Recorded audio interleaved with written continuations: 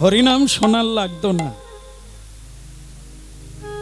হরিনাম করারও লাগতো না, যদি আমাদের স্বভাবটা ঠিক থাকতো। স্বভাবটা হারিয়ে যাওয়ার জন্য, সেটাকে ফিরে পাওয়ার জন্যই মহাপ্রভু হরিনামের বাসর তৈরি করলেন।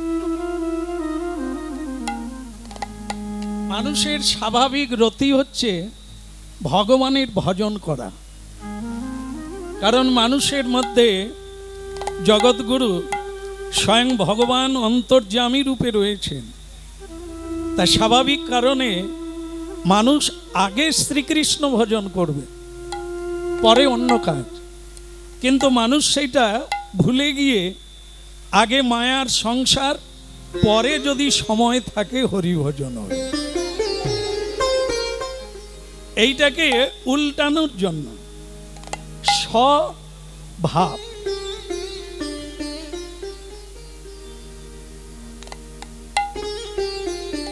একটা ছাগলের পালে বাঘ পড়ে গেছে, সব ছাগল পালিয়ে গেছে, একটা ছাগল যেতে পারলো না।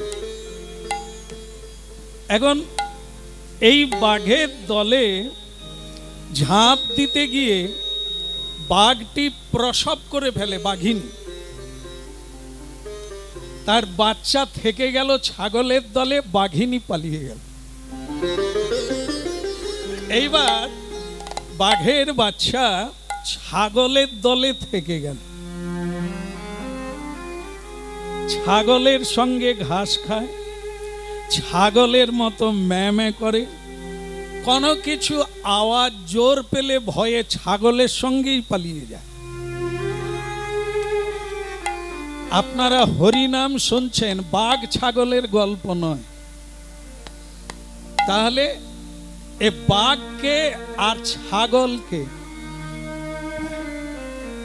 আমরা প্রত্যেকে বাঘের বাচ্চা।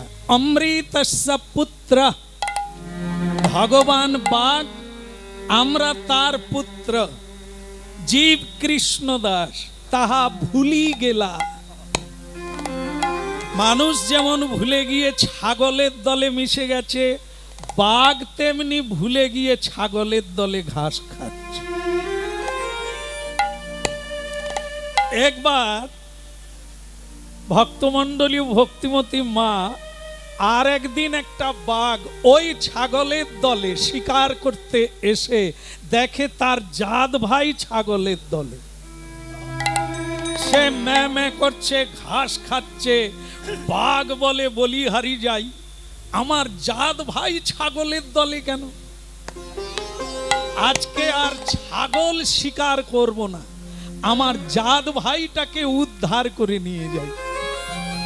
সে ঝাঁপ দিয়ে ছাগলের দলে থাকা বাঘের বাচ্চাটার ঘাড়ে ধরল।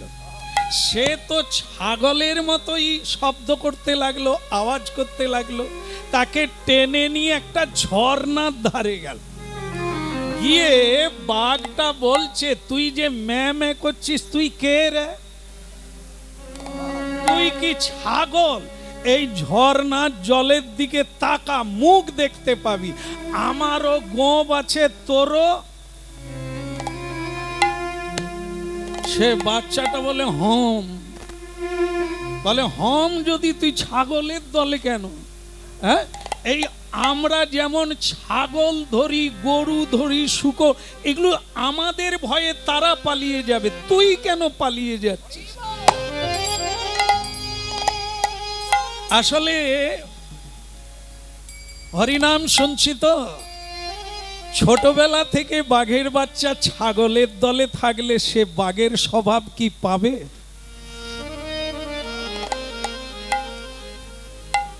আমরা যে মানুষের স্বভাব ভুলে গেছি, সেটা কি খুব ভুল বিষয় হবে? আমরা আছি কাদের দলে, কাদের সঙ্গে আছি? যে বাড়িতে 14 পুরুষ কেউ হরি ভজন করেনি, 14 পুরুষ হরি ভজন করেনি, আমি সেই বংশে জন্ম নিলাম, আমি কি দেবতা বেনে যাব?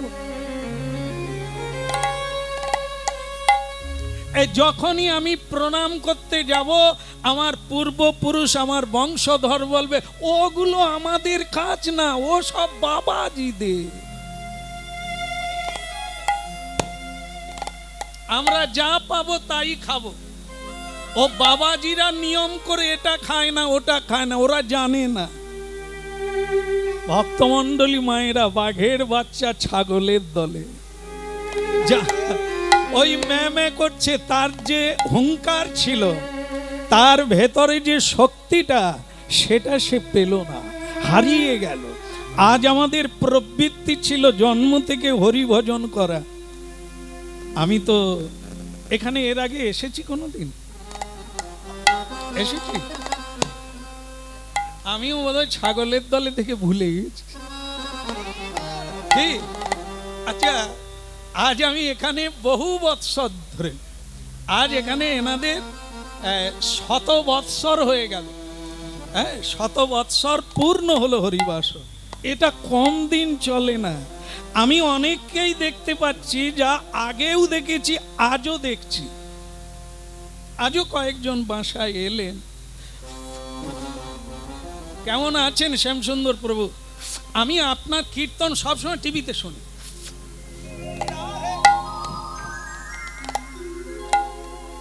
তা কম করে 45 বছর হরিনাম শুনছে।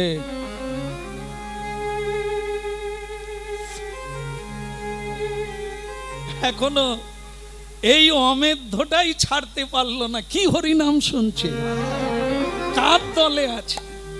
ললাটে তিলক উঠলো না, মহাপ্রসাদ শুরু হলো না, তা আপনি হরিনাম শুনছেন না অন্য কোথাও আছেন? কোন দলে আছেন? এবার মিলিয়ে নেন। আপনি বাঘের বাচ্চা, আপনি অমৃতস্য পুত্র, আপনি কৃষ্ণের দাস হয়ে আছেন গোদাস, মায়ার দাস। হরিনাম এর জন্যই এনেছেন মহাপ্রভু।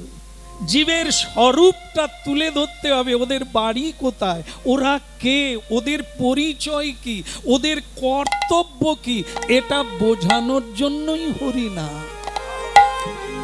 হরিনাম মানে বিনোদন নয়, একটু নাচলাম, গাইলাম, বেশ মজা হলো, তারপরে যা খাচ্ছিলাম খেয়ে শুয়ে পড়লাম, তাহলে হরিনাম লাগবে না। হরিনাম হচ্ছে চেতনা। হরিনাম শুনলে আপনার পূর্ব স্বভাব ফিরে আসবে। পূর্ব স্বভাবে ফিরে যেতে হবে। শ্রীকৃষ্ণ ভজনে ফিরে যাওয়াই হলো মনুষ্য। সর্বস্ব তোমার চরণে সপিয়া পড়েছি তোমারি দায়ে। সর্বস্ব তোমার চরণে সপিয়া পড়েছি তোমারি দায়ে।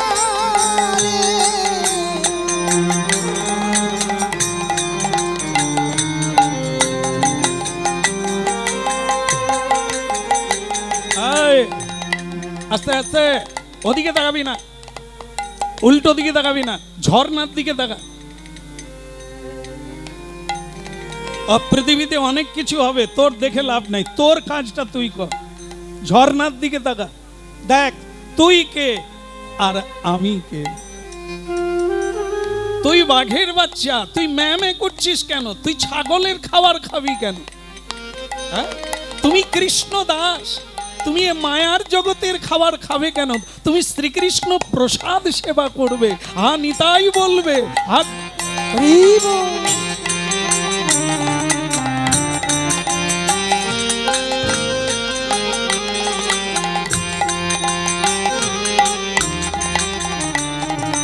আমার মা বাঘের মা ছাগল, বাঘের মা বাঘিনী, কৃষ্ণ ভক্তের মা বাবা, একালে কৃষ্ণ ঈশ্বর আর সব বৃত্ত।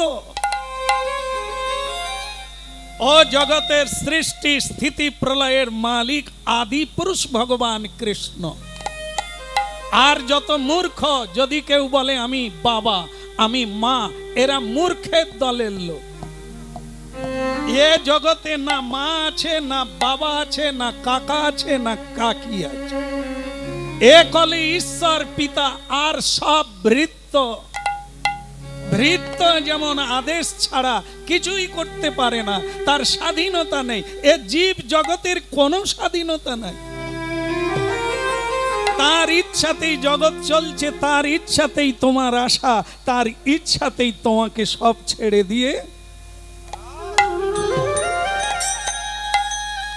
মিলিয়ে নে। হতভাগা, হতভাগা ছাগলের দলে ঢুকে ছাগলের ব্যবহার করছে। এই দেখ, তোর জন্য আমি শিকার করে এনেছি, খা। তা মাংসের টুকরো তার মুখে দিল, একটু একটু করে রক্তের স্বাদ পেতে লাগলো।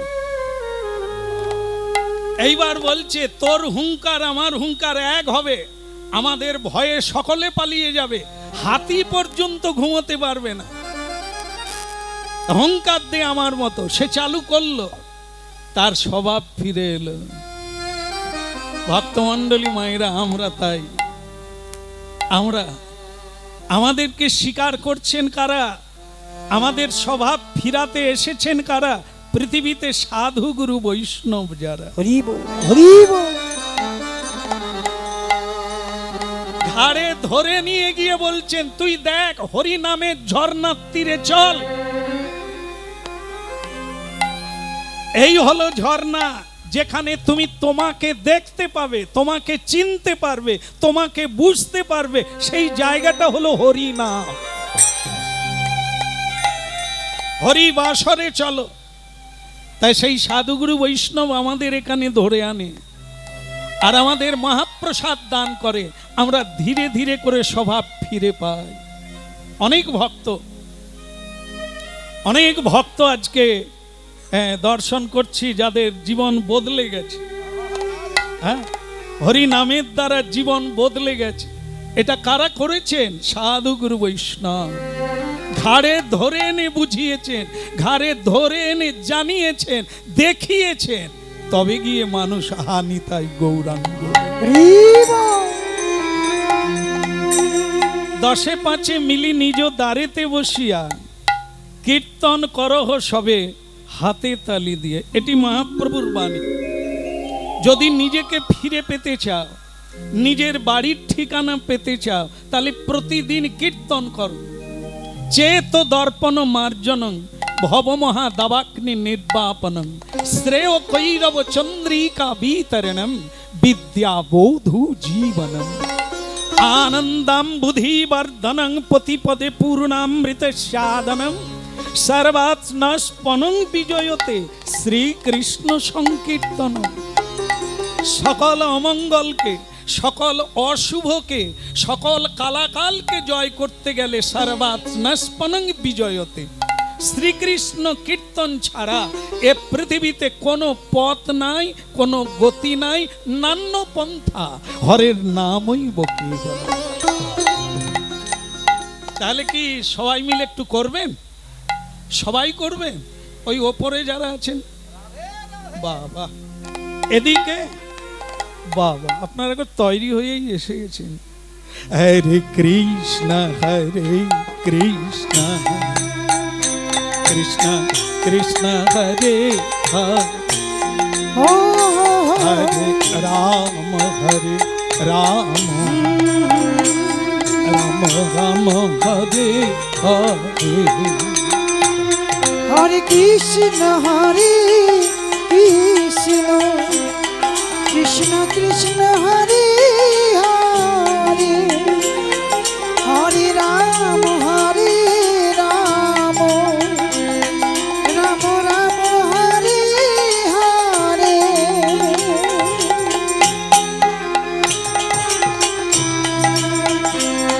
আপনারা করুন, আপনারা।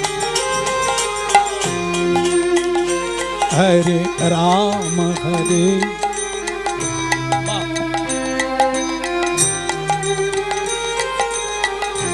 আরেকবার হরে কৃষ্ণ হরে হরে হরি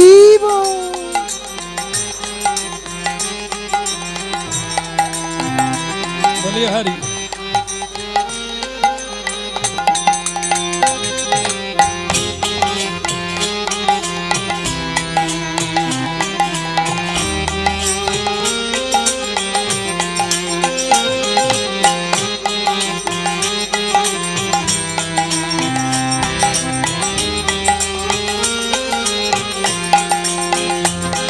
হরে কৃষ্ণ কৃষ্ণ কৃষ্ণ হরে হরে হরে রাম রাম রাম হরে হরে কৃষ্ণ কৃষ্ণ কৃষ্ণ হরে হরে হরে রাম রাম রাম হরে হরে হরি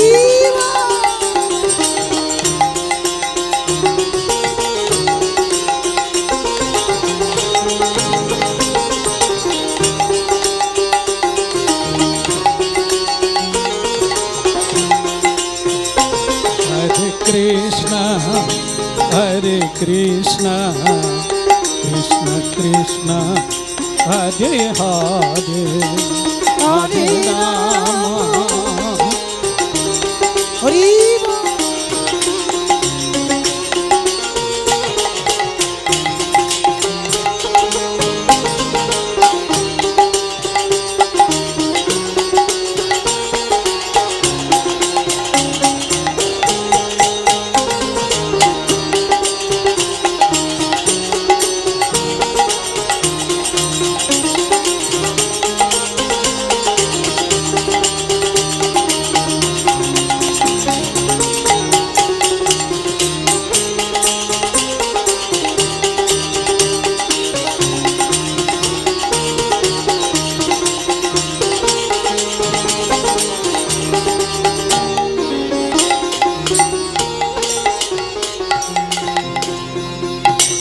বলিয়ে গৌরাঙ্গ মহাপ্রভু কি, জগৎগুরু শ্রীমান নিত্যানন্দ প্রভু কি। বাহ, খুব ভালো লাগলো, অনেকদিন পরে আপনাদের সঙ্গে হরিনাম হলো। আর এখন বোঝা যাচ্ছে যে আপনারা বাড়িতেও হরিনাম করেন, না হলে এত সুন্দরভাবে একতা হয়ে পারতেন না। ভালো কথা। অনেকে আবার এর ভিতরে আছে কাঁচা, যারা করেনি তারাও ভেতরে ঢুকে গেছে, মানে হরিনাম হলে শোনে কিন্তু বাড়িতে করে না, তারাও এর ভিতরে ঢুকে গেছে। আর তাদের কি হবে বলে, ওরাও পেকে যাবে। পাকার সঙ্গে যদি কাঁচা থাকে তাহলে কাঁচাটাও পেকে যাবে। এই সময় মালদা জেলা জানেন যে ওখানে আম বিখ্যাত। তো এক ব্যবসায়ী আম পেড়ে ঝুড়ি ভরছে, তার মধ্যে কিছু কাঁচা আম ঢুকিয়ে দিচ্ছে। তা একজন বলছে, লোকে পয়সা দিয়ে আম কেনে, তা আপনি কাঁচাগুলো ঢুকাচ্ছেন কেন? তখন সেই ব্যবসায়ী বললেন, আম তো এখনই বিক্রি হচ্ছে না, এ আম লরিতে করে বড় বাজার ট্রান্সপোর্টে ঢুকবে কলকাতা। তা এই মালদা থেকে কলকাতায় যখন আম ঢুকবে তখন তুমি ঝুড়ি খুলে দেখবে কেউ কাঁচা নাই। এই যে গরম, তারপরে ঝাঁকুনি, তারপরে পাকা আমের চাপে কাঁচা আম আর কাঁচা নাই। এই যে আপনাদের মাঝখানে যারা ঢুকবে তারা তো চাপে পড়ে যাচ্ছে না, জীবনে হাত তুলেনি, কিন্তু আপনাদের ভিতরে ঢুকে গেলে বোধহয় তুলতে হয়। ওই তো পাকা চালু হয়ে গেল, বোধহয় হাতে তালি দিয়ে হরিনাম গাইতে। এইটাই হচ্ছে নিয়ম, এখানকার প্রভাব হচ্ছে এটাই। তোমাকে কিচ্ছু করতে হবে না, তুমি শুধু ভেতরে ঢুকে যাও। আপনারা যে ঢুকে কি অবস্থা হয়ে গেছেন আপনারাই তো জানেন। এখন যেখানেই হয় ছুটেন, কেন? অন্য লোককে ডাকলেও যায় না, আর আপনাদেরকে আটকাতে কেউ পারে না। তার মানে আপনারা ঢুকে পেকে গেছেন না, আর বেরোতে পারেন। যাই হোক, নূতনরাই আসুক, তারাও পেকে যাক, তারাই মহাপ্রভুর হরিনাম করুক। যারা ধরে নিয়েছে তারা তো মহাপ্রভুর কৃপা পেয়ে গেছেন। আপনাদের কৃপায় অন্যরাও যাতে এই ঔষধ পান করে, এটা ছাড়া শান্তি নাই। একেবারে আলবাত সত্য, ধ্রুব সত্য। কে কোথায় যাবেন, কে কি করবেন, কে কি খাবেন, খান, করুন, ছুটুন, আসতেই হবে। এ জন্ম না হলে জন্ম জন্মান্তরেও আসতে হবে হরিবাসরের তলায়। যতদিন না আসবেন ততদিন আপনি পথভ্রান্তি, মানে ভুল পথে হাঁটছেন। যতদিন না এর তলায় এসে বসবেন, যতদিন না গুরুচরণ আশ্রয় করবেন, আপনার পথ চলা বিপথে চলা, আর উল্টো পথে চলা, গতির অন্যথা গতি আপনার হবে।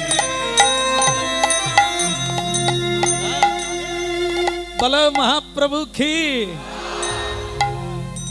একটা আশ্চর্য জিনিস, সেটা হচ্ছে 100 বৎসর পূর্ণ হয়ে গেল এই বাড়িতে হরিনা, এই জায়গাটাও বদল হয় না। আমি এর আগেও এসেছি দু একবার, তো সেই জায়গাতে আমি এসে একবার উঁকি মেরে দেখছিলাম যে জায়গাটাকে কি বদল হলো নাকি, দেখি একই জায়গা।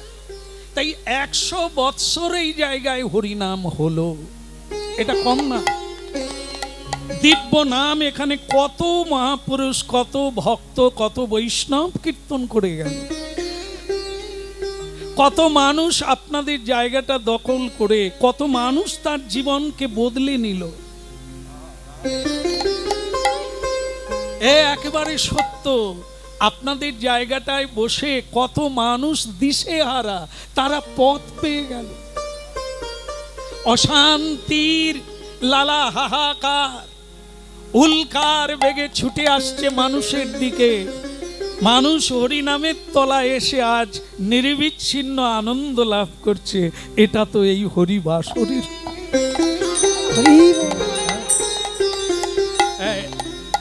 কিছুটা আগে আমাদের এই বংশের ছেলেরা বলছিল, আমাদের পূর্বপুরুষের জন্য একটু আত্মার শান্তি কামনা করবেন, ভক্তদেরকে বলবেন। বলার লাগবে না। কুলং পবিত্রং জননী কৃতার্থা বসুন্ধরা বসতিশ্চ স্যাধন্যা, এগুলো চাইতে লাগে না, এগুলো করলেই পাওয়া যাবে। যাদের বাড়িতে 100 বছর হরিনাম হচ্ছে, সেবা দিয়ে যাচ্ছে ভগবান, আর ভক্তের সেবা দিচ্ছেন।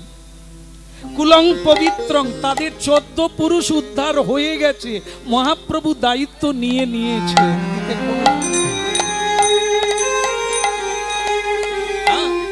নিয়ে নিয়েছেন তাদের।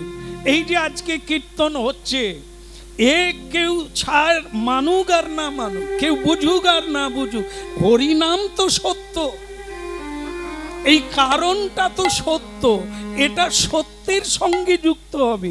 আমি মানি না বলে এটা যে মিথ্যা তা না। আমি বুঝি নাই, আমি দেখি নাই, আমি জানি নাই, সেটা আমার দোষ।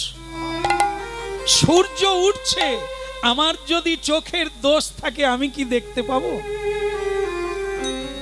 সূর্য উঠছেই, ঠিক তেমনি হরিনাম সত্য, গুরু নাম সত্য, এটা যে চিরসত্য অম্লান, ইথে কোনো সন্দেহ নাই। আমি অজ্ঞানার আধারে পড়ে আছি, তাই আমি ধরতে পারলাম না, এটি আমারই দুর্ভাগ্য। প্রভু শ্রী নিত্যানন্দ কি। তাহলে দেখেন, এমনিতেই উদ্ধার হচ্ছে, কারণ তার কুলে হরিনাম হচ্ছে। ভক্তরা যত হরিধ্বনি করবেন, মহাপাপীরাও যদি এই কুলে কেউ আগে মরে থাকে, তারাও উদ্ধার হয়ে যাবে এই হরিনাম। যাক, এ ব্যাখ্যা করে শেষ করা যাবে না, এর মহিমা এত। সেটা যত শুনবেন তত বুঝবেন, আর যত এগোবেন তত ক্লিয়ার হবে এ পথের মহিমা কি। হেলাতে জীবন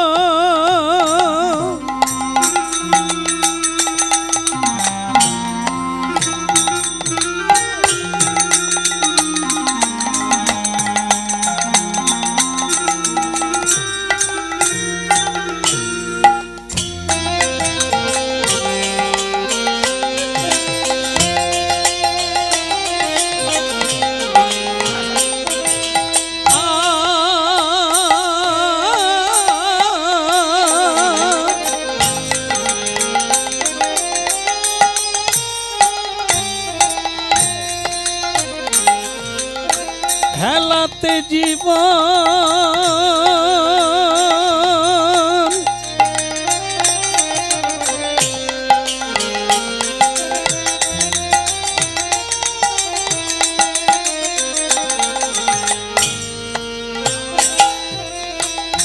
এই যে মানব জীবন এ তো হেলা ফেলার জীবন নয়।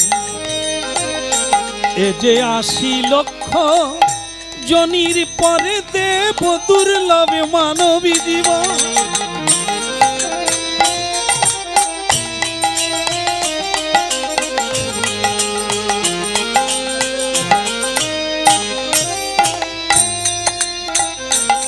হেলাতে জীবন জাপিও না মন যুগল কিশোর চরণ ভজন। মন হেলাতে জীব জাপিও নাম যুগল কিশোর চরণ ভজ।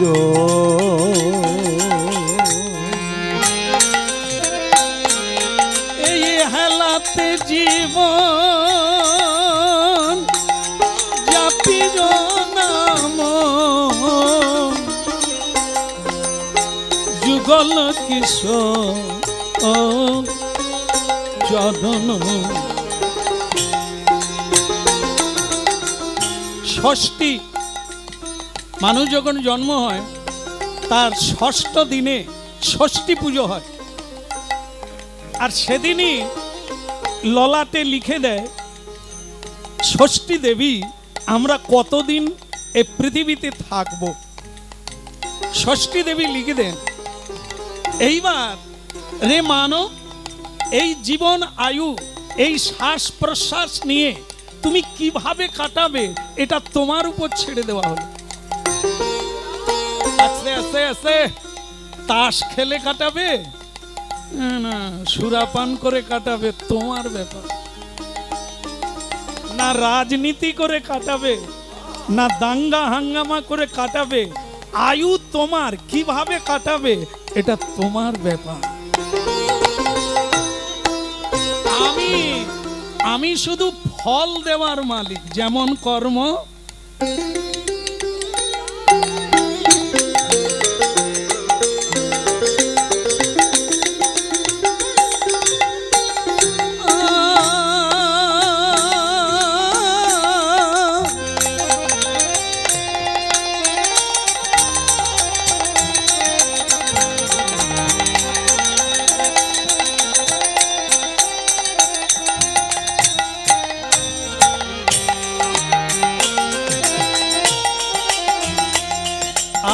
হেলাতে জীবন জাপি জনায়া যুগল কিশোর চরণ ভজ। ওই হেলাতে জীবন জাপিও নাম যুগল কিশোর চরণ ভজ। তজি ভোগে আশা হরি নামি মকরন্দে। তজি ভোগ আশা হরি নাম মকরন্ধে। তজি ভোগ আশা হরি নামি মকরন্দে। তজি ভোগ আশা হরি নাম মকরন্ধে। রে পিপাসু মন মধুপে মজ মধুপে মজ। হেলাতে জীবন জাপি জনায়া যুগল কিশোর চরণ ভজ। ওই হেলাতে জীবন জাপিও নায়ার যুগল কিশোর চরণ ভজ।